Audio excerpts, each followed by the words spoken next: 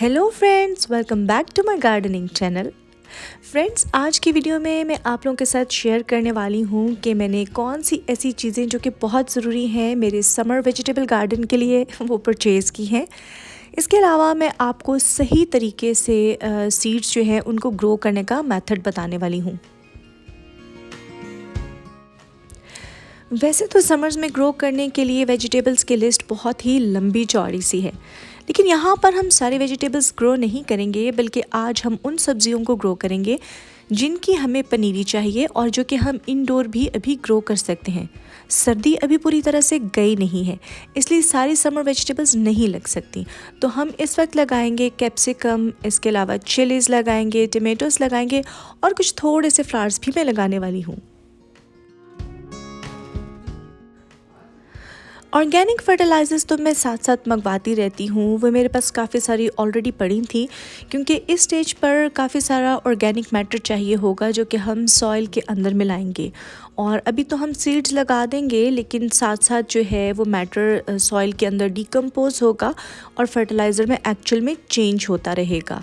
तो मुझे चाहिए थे ग्रो बैग्स भी मेरे ठीक ही थे, लेकिन उसका अब बाहर का कलर जो है वो ख़राब हो रहा था और थोड़ी रफ़ लुक आ रही थी, तो मुझे लगा कि मुझे चेंज करना चाहिए। लेकिन एक ग्रो बैग की एवरेज लाइफ जो है वो 5 साल तक भी हो सकती है अगर आप उसको मैनेज अच्छे से करें।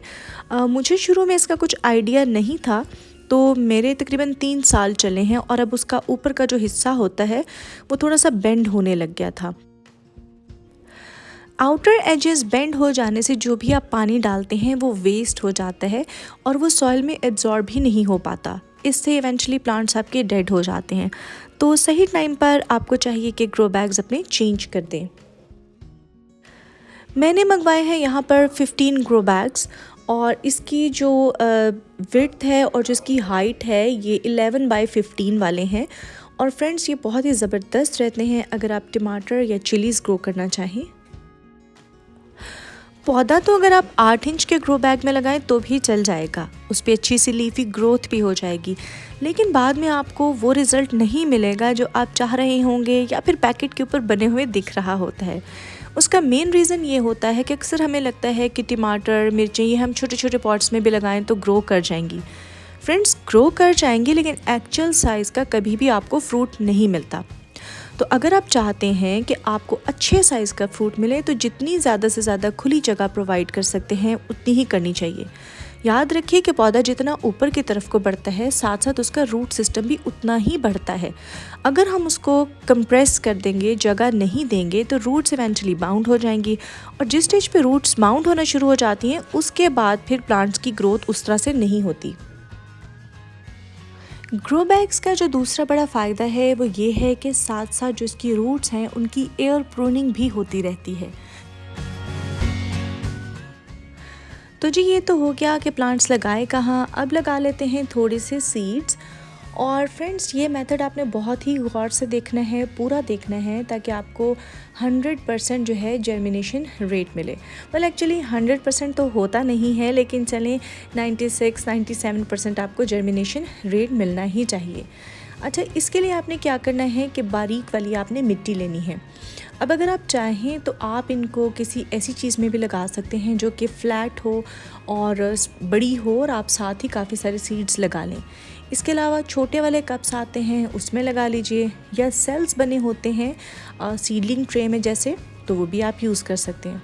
मैं यहाँ पर जो है वो मल्टीपल सीड्स लगाऊंगी एक ही पॉट में। आप देख सकते हैं ये छोटे छोटे से पॉट्स होते हैं, अक्सर पनीरी के लिए भी इस्तेमाल होते हैं, तो मैं इनको सेव करके रख लेती हूँ। और मैंने इनको भर लिए है, लेकिन सीड डालने से पहले आपने देखा कि मैंने इसे पानी दिया। उसका रीज़न ये होता है कि सॉइल जो है वो लेवल हो जाए। अब जहाँ पर गैप होगा वहाँ पे मैं दोबारा से मिट्टी डालूँगी और उसके बाद सीड स्प्रेड करूँगी।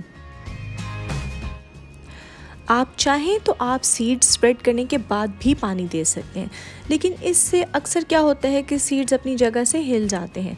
तो जो मेथड मैं यूज़ कर रही हूँ, इससे सीड्स अपनी जगह पर बने रहेंगे, फिक्स हो जाएंगे और जो मिट्टी बैठनी होती है वो वाला प्रोसेस भी हो जाएगा। सीड्स को ग्रो करने के लिए प्रॉपर नमी चाहिए होती है। इसके अलावा जो दर्जा हरारत है या टेम्परेचर है वो भी एक प्रॉपर सा चाहिए होता है। तो अगर आप बहुत सर्दी में लगा रहे हैं तो आपने इनको कवर करके रखना है या फिर आपने थोड़ा सा इंडोर रखना है।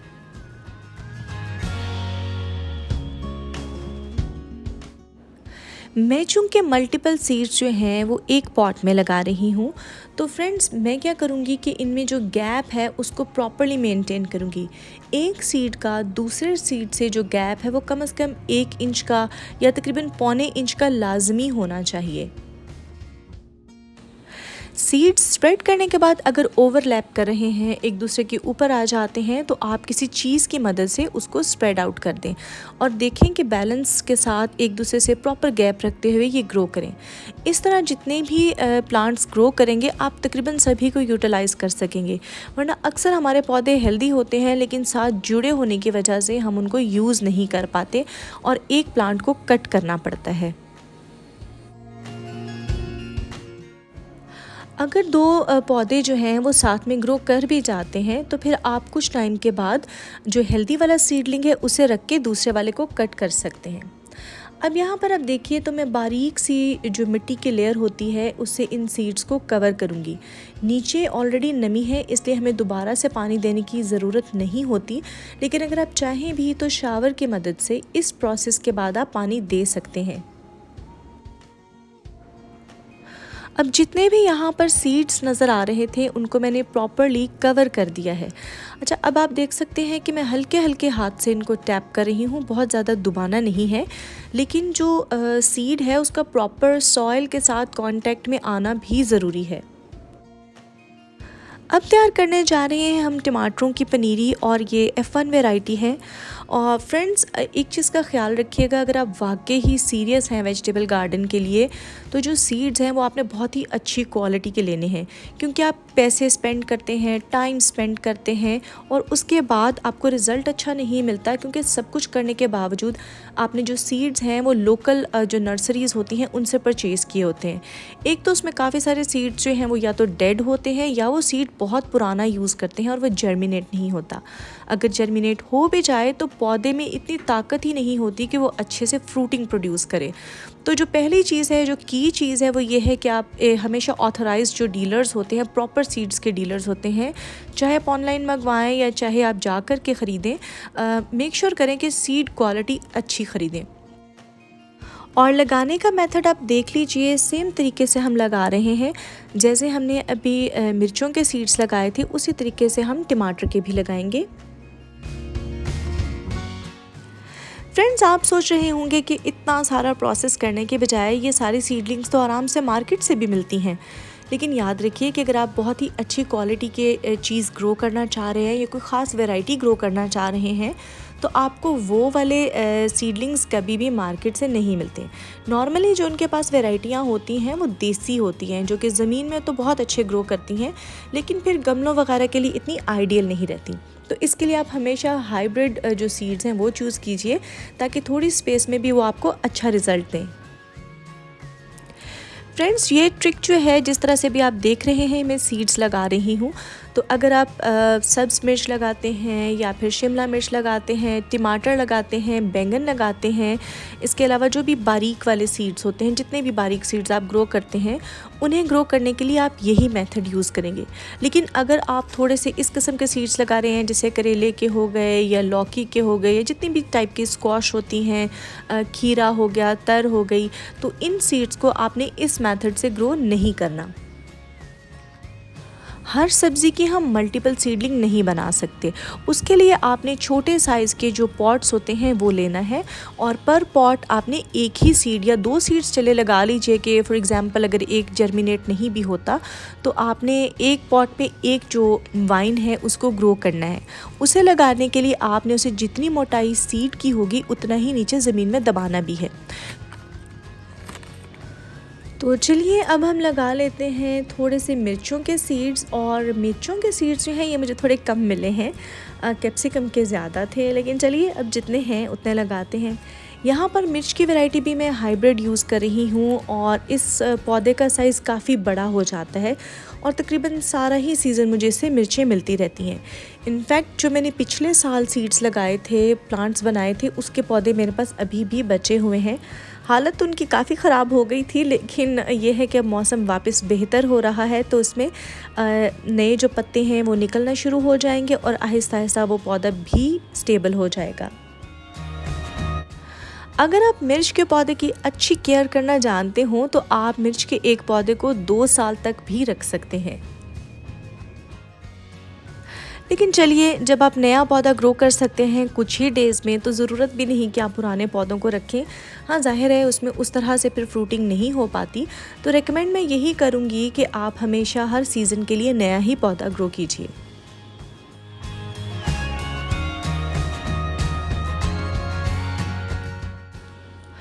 तो चलिए, शिमला भी लग गई, मिर्च भी लग गई है, टमाटर भी लग गए हैं और इसमें अब फ्रेंड्स अपना अपना इनका जर्मिनेशन पीरियड होता है।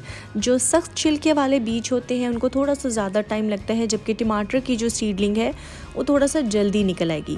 तो आपने पेशेंस के साथ वेट करना है और आपने कोशिश करनी है कि आप इसकी सॉइल को नमी में रखें, लेकिन आपने गीला नहीं करना। रोज़ रोज़ पानी देने की ज़रूरत नहीं है, बल्कि चेक कीजिए, अगर तो खुश्क हो रही है सॉइल तो ही पानी दीजिए। दूसरा मेथड ये होता है कि ये जो पॉट्स होते हैं इनके नीचे सुराख होते हैं, तो अगर आपके पास कोई हाइड्रोपोनिक ट्रे है या आम ट्रे भी है तो आप उसके अंदर इन पॉट्स को रख दीजिए और फिर आप नीचे से पानी दें और जो पानी है वो ऊपर की तरफ को सॉइल एब्जॉर्ब कर लेती है। सब्जियां तो लग गई, अब लगा लेते हैं कुछ कॉस्मोस के फूल, ताकि जब सब्जियां बड़ी हों तो पॉलिनेटर्स को अट्रैक्ट करने के लिए भी लॉन में कुछ हो। तो फ्रेंड्स, ये तो थी सीड सोइंग पे काफ़ी डिटेल्ड सी वीडियो। होपफुली आपको अच्छी लगी होगी। वीडियो अच्छी लगी हो तो नीचे कमेंट करना मत भूलिएगा। चैनल पर पहली दफ़ा है तो चैनल को सब्सक्राइब कर लीजिए ताकि आने वाली सारी नई वीडियोस आप तक पहुंचती रहें। मैं मिलूंगी आपसे किसी नई इन्फॉर्मेशन के साथ। Till then, happy gardening.